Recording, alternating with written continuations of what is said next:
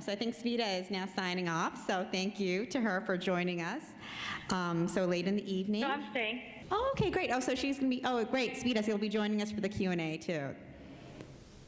Yes? Okay, great. And so for those of you who are not aware, Indonesia is a powerhouse when it comes to the apparel and textile industry. So they are one of the top exporters for apparel, textiles, and footwear in the world. And Sveta's project is really exciting because she's really bringing the fashion industry in as a part of that. You can ask her more questions during Q&A, but we're happy to have Ms. Tess Dizon de Vega, Deputy Consul of the Philippine Consulate General here in New York, join us. And she has held a number of different positions around the world, including Minister and Consul General of the Philippine Embassy in London, as well as other foreign postings in Hong Kong, China, and Mexico. So we're really excited to have Ms. Tess here today, and she'll be speaking to us about the Philippines. Okay, thank you very much. Thank you, Tangela, and thank you, Professor Christine Pomerantz, for inviting the Philippine Consulate to be part of this, this panel discussion on the emerging fashion industries and markets in Southeast Asia. Our trade representative, Michelle Sanchez, was supposed to give the presentation, but she's been called to Ottawa, as I think other members of the panel this afternoon for their own activities. It's such as life in the diplomatic service. But I'm happy to share with you this afternoon some information you may not be aware of about the Philippine fashion industry. And I'm really grateful that Sveta came in first because she's from the fashion industry. I'm not from the fashion industry, but I'm a keen follower, only because it's really part of our job to monitor markets and how industries are developing and how the entire global fashion industry is developing. And industry is a very, it's a very appropriate word, at least for the Philippines, because it's only in the recent, in the last 2 decades that we've really begun to think of fashion as an industry. There's been not that much government support in the past, but we're moving towards a similar direction as Indonesia. So I'll just briefly run through that for you. Just an overview of the Philippine garment and textile industry. It's one of our success stories, really, from the Philippine perspective. It really started as a cottage industry, you know, women in families, you know, small families, knitting, weaving in the 1960s, 50s, and it expanded as the country's leading non-traditional export. By non-traditional export, I mean something, a product other than coconut, sugar, metals. So it's a major growth area.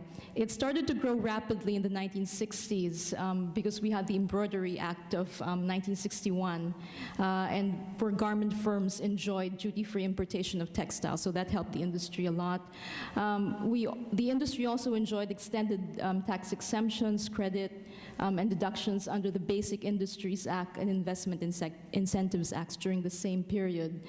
The Multi-Fiber Agreement, which is an international agreement, or the MFA, those in the trade, in trade negotiation, trade diplomacy are very familiar with the MFA, although it's a very technical agreement. In the 1970s, actually opened new windows of opportunity for the Philippine textile and garment industry, and for many other countries in the world. It provided access to North American markets, the US market and the Canadian market for clothing and textiles. And the quota allocations under the multi-fiber agreement actually enabled the industry to be the second largest exporter next to electronics in the 1980s. So that was really the boom period for the Philippine textile and garment industry. And the revenues from the garments and textiles sector grew 41% in the late 1970s, precisely because of the international and domestic agreements and legislation in place, and 13% in the 80s, and it actually did overtake traditional exports in the Philippines, such as coconut oil and sugar, during this particular period. By the mid-1990s, however, there was a decline, a steady decline in the industry due to the emergence of low-cost suppliers. So obviously, China had at that time, in the 1990s, really went, you know, really streamed their market economy. And so that was in place, and it's very difficult to be very frank, and I'm sure most of you know that, it's very difficult to compete with low-cost suppliers. So you have to find a niche, you have to find a competitive edge if you're not a low-cost supplier like China, and then of course there's India. And in the 1990s, of course, you had all these preferential trading agreements between countries, regional, whether they were regional or bilateral preferential trading agreements that affected a lot of the market access for countries like the Philippines. And there was in the 1990s, at least from the Philippine perspective, within the industry, really a lack of competitiveness. There's a gentleman here in the audience from the Filipino-American community who's familiar with the Philippine fashion industry, and I think he'll agree with me, and maybe Christine will also agree with me, that during the 1990s, Philippine fashion design was not really that cutting edge. They didn't experiment. It was really moribund, so it contributed to the lack of growth in the industry. People weren't experimenting with styles or materials or design in general. The Uruguay round of the General Agreement on Tariffs and Trade took effect in 1995, around the same period, and it integrated textiles and apparel into the mainstream by removing all the quotas over a 10-year period. And one major agreement which was born out of that, the Uruguay round, was of course the Agreement on Textiles and Clothing, the ACT, which was signed, and it covered the modality on the quota phase-out. So it's a very technical thing, the Uruguay round, the general agreements on tariffs and trade, but it did do a lot to influence the growth we're seeing now in the garments and textile industries globally. From 2000 to 2009, export revenues have been volatile for the Philippine fashion industry, and it peaked at 2.84 billion in terms of revenues in 2006, but it again went down after that. There were attempts to revive the industry, to put a little more creativity, to encourage more creativity in the industry in terms of scouting for new materials and new design. Under the administration of President Gloria Macapagal Arroyo, the Tropical Fiber Act was passed. And the Tropical Fiber Act in the Philippines essentially attempted to promote the tropical fiber industry. And actually, government employees like myself, we're still required under that 2004 legislation to wear apparel using natural Philippine-made fibers, such as the thing I'm wearing now, which is a combination of pineapple and silk. This is pineapple silk fiber, piña, what we call piña. Fiber.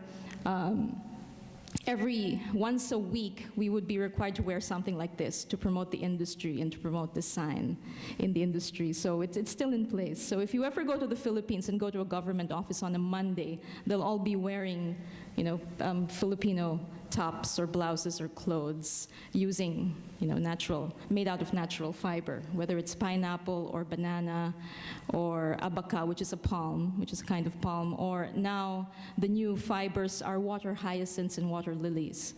So that's something, that's a new innovation. There was a decline of about 19 to 20% from 2007 to 2009, due mainly to the Asian financial crisis. But we've achieved some positive growth in 2010. It's incremental growth of about 4% and about 27% in 2011. Now, a lot of the and Savita spoke about it earlier.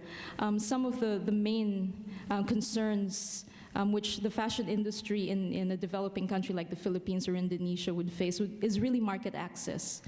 And so from the political standpoint, the government's been working with the private sector to work on market access, because without market access, you really can't grow your industry. That's very essential.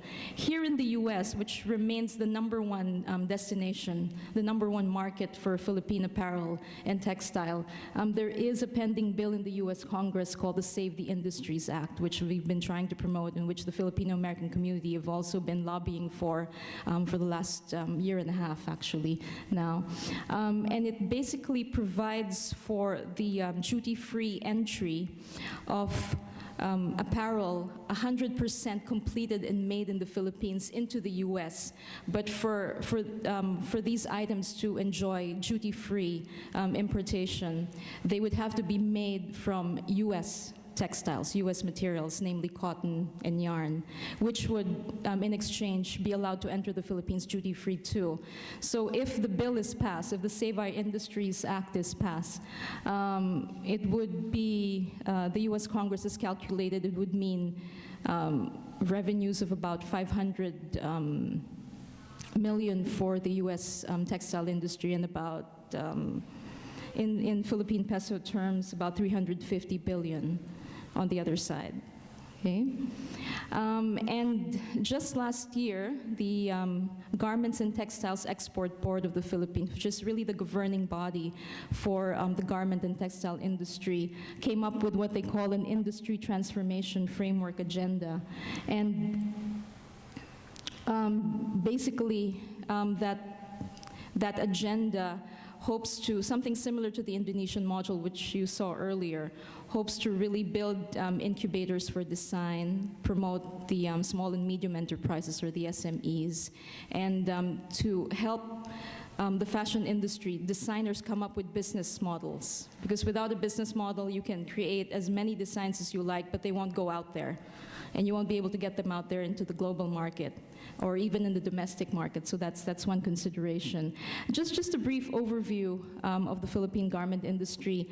Basically, for textiles, we have the primary processing sector. We have the spinning, weaving, knitting, finishing, and then the secondary processing sector. And then for garments, the industry in the Philippines does everything, all items of clothing and other wearing or apparel accessories, hats, gloves, handkerchiefs, neckwear, belts, etc. There are essentially two government agencies which govern the fashion industry. One is the Garments and Textiles Export Board, which falls under the larger umbrella of the Department of Trade and Industry. There are several industry associations for garments, for textiles, which are very active. Now, what's the way forward for the Philippine fashion industry? Because you want to grow from incremental growth in 2010 and 2011, it's really, you have to go back to the basics. You have to really access markets. Part of the components of the industry transformation framework is one, market access development programs. So similar to what Indonesia is doing, we have the US SAVE Act, so we can gain more access to the US market.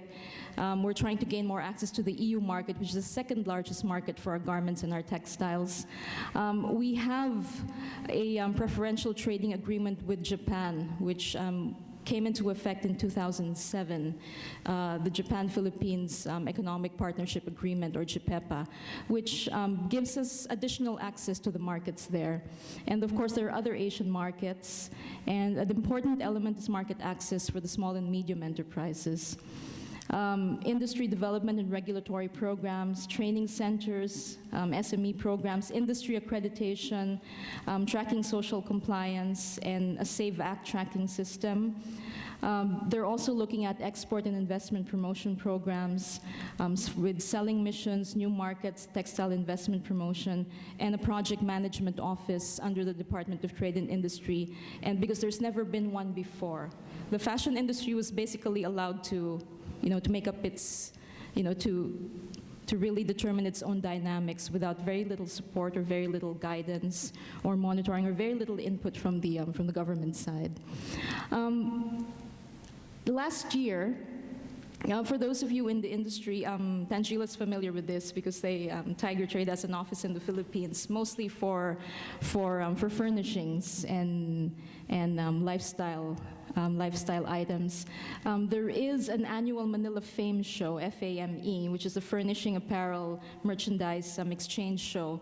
But a lot of it is focused on furniture, lifestyle items, homeware. But this year and last year, the Center for International Trade Missions and Expositions introduced a new component to the Manila Fame Show, which I think is an important step in making the industry more global and more attuned to the global market trends and needs. And they call it Manila Wear. It's curated by Josie Natori, who some of you may be familiar with, the CEO and founder of the Natori Company, which is based here in New York, of course. And what Josie has done, and what she's helping the Philippine government out with is that every year she goes to the Philippines, she scouts for young designers, up-and-coming designers, and also some of the veterans in the industry who are experimenting, still moving in different design directions. And she chooses 21 of them every year. She's been doing it for 2 years now. She curates it, and they showcase this during the Manila Fame Show. And so the new design talent is being presented, new creative concepts, but the emphasis is now on artisanal crafts.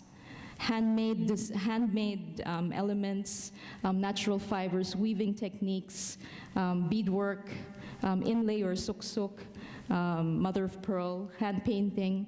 And because really the strength of the Philippine fashion industry is never going to be in volume, because we can't compete with the bigger suppliers like China or India, but the competitive edge will be in design and artisanal work. And there's also a lot of work being done in research and development in fiber development. Pineapple, seagrass, abaca, water lily, water hyacinth, and banana. This is from the 2012 Manila Wear. Manila Wear is trying to position itself in the resort or leisure wear sector. So you can see their use of a lot of natural fibers and also for the jewelry. This is Manila Wear from this year, just less than 2 months ago in Manila during the Manila Fame Show. And this is an example of the new trends, the new design trends. This is a design worn by the actress Emmy Rossum. It's a pineapple. The dress is made out of pineapple fiber. It's by Oliver Tolentino, who's a Filipino designer based on the West Coast.